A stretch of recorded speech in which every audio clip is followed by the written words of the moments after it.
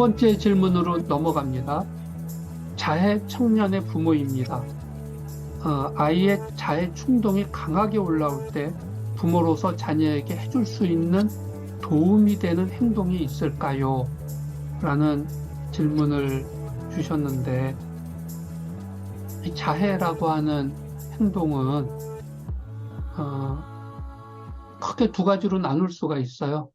첫째는 자살할 생각이 있는 거는 아니지만, 그러나 너무 이 내적 긴장도가 막 올라올 때 자해적 행동, 칼로 손목을 긋는다든지, 뭐, 담뱃불로 자기 피부를 지진다든지 하는 무언가 자해적 행동을 함으로써 이 긴장도를 낮추는 도구로서 자해를 하는 일들이 있어요.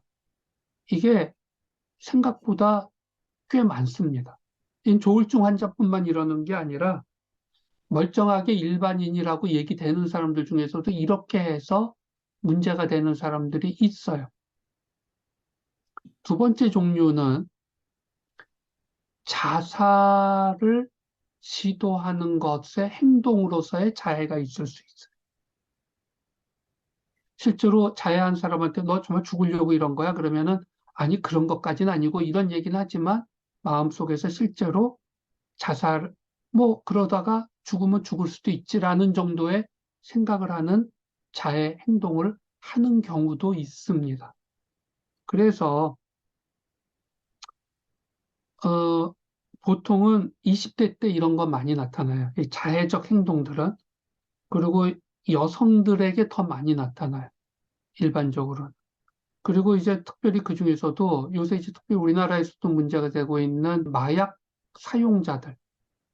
우리가 보통은 정신의학적으로 물질 남용이라 표현하는데 이러한 어떤 정신성 약물들을 오남용하고 있는 사람들 중에 이게 자기의 이런 텐션, 충동이 높아지는 경우들을 경험하게 되니까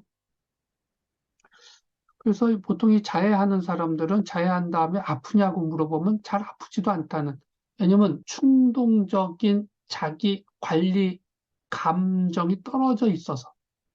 그래서 보통 자해하면서도 아프지 않다는 얘기들을 많이 해요. 이거 거기 그만 아플 텐데.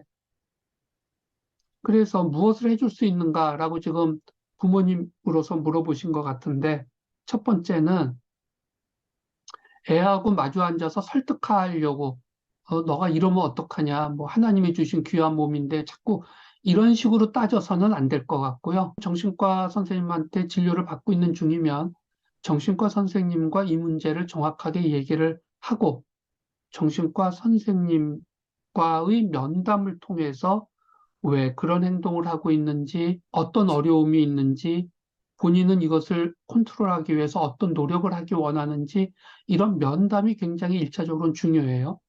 두 번째는 약물 치료를 우리가 어떤 형태로든 간에 합니다. 그러니까 무슨 표현이냐면, 이 자해를 하려고 하는 충동적인 이 충동이 울컥하고 올라올 때 일이 벌어지는데, 이 울컥하는 충동을 낮추는 약들을 효과적으로 쓸 필요가 있어요. 왜냐면 그게 안 되면 자꾸 자해 행동하다가 나중에 자살로 이어질까 봐. 그리고 충동을 조절하는 약물은 보통 조증 때 또는 이 감정을 안정시키려고 쓰는 약과 다행히도 같은 약일 때가 많아요. 그래서 이거는 약 조절하면 가능하다. 세 번째는 가족들 입장에서는요, 자살 예방에 대한 이해와 대응 방식을 잘 이해하고 계셔야 돼요. 왜냐면 아까 제가 말씀드렸잖아요. 자해는 자살과 연결될 가능성이 있어서 이게 자살의 전조 증상을 알아보고, 그 다음에 이건 여러분들 자살예방협회 뭐 이런 데 인터넷 사이트 들어가면은 자살 예방에 대한 어, 교육을 받으실 수 있으세요. 또는 한국자살예방협회에서 자살 예방의 모든 것이라는 책이 나왔어요. 그래서 거기에는 그 여러 가지 실제와 정책에 대한 거를 자세하게 적었는데 그건 좀 아주 전문적인 책이긴 하지만 그 자살 대한 이해를 충분히 하고 자살 예방을 위한 대응 능력을 가족들이 갖고 있으면 이런 자해를 반복하는 사람들을 도울 수 있고 자살을 미리 예측해서 예방하는 걸 도울 수 있는 능력을 키울 수 있습니다. 저는 이게 매우 중요하다고 보거든요. 그리고 마지막 네 번째는 의사들도 마찬가지인데 가족들도 그 환자분과 약속을 할 필요가 있어요. 어떤 약속을 하냐면 네가 그런 충동이 울컥하고 올라올 때 너가 아주 힘들다는 건 아는데 그 충동이 올라올 때 자해 행동하기 전에 가족한테 미리 얘기해달라. 같이 그거를 넘어가자. 라고 얘기를 해서 약속을 해놓게 되면은요, 이거는 저희 정신과 의사들이 자살 충동이 높은 환자들과도 이런 약속 많이 하거든요.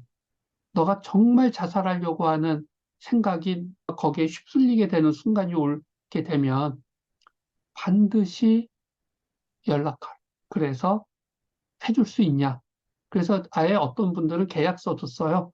나는 충동이 올라오면 반드시 어느 전화번호로 어떻게 연락하겠다. 그 정신과 병동에다가 연락해서 당직 선생님하고도 통화할 수도 있고요. 또는 생명의 전화와 같은 이러한 것들에 24시간 전화가 가능한 시스템도 있을 수가 있어서 하여간 이런 식의 이 약속을 왜냐면 너무 심각한 자해를 하는 경우들도 있거든요. 그래서 그거를 막아야 되기 때문에 그렇게 보통 한다라는 거를 아시면 될 것 같습니다.